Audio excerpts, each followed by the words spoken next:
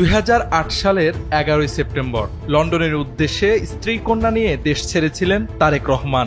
লন্ডনে এয়ারপোর্টে ধারণ করা এক ভিডিওতে দেখা যায় হুইল চেয়ারে বসা তারেক রহমান, মাথায় ব্যান্ডেজ, মাথা ভালোভাবে উঠাতে পারছেন না।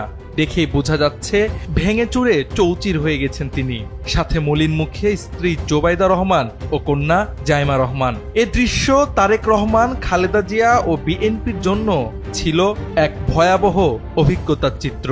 তারেক রহমানের দেশ ছাড়াটা সাধারণ কোনো ঘটনা ছিল না। সেনা সমর্থিত তত্ত্বাবধায়ক সরকারের হাতে গ্রেফতার হয়ে এক প্রকার দেশ ছাড়তে বাধ্য হয়েছিলেন তিনি।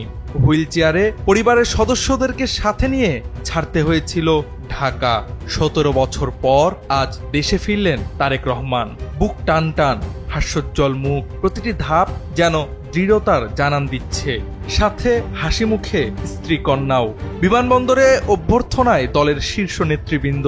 বিমানবন্দরের বাইরে সারিবদ্ধ লাখ লাখ নেতাকর্মী। শুধু নেতাকর্মীই নয়, প্রেসিডেন্ট জিয়াউর রহমান ও 3 বারের প্রধানমন্ত্রী খালেদা জিয়ার পুত্র বিএনপির ভারপ্রাপ্ত চেয়ারম্যানকে দেখতে পথে ভিড় জমিয়েছে সাধারণ মানুষ।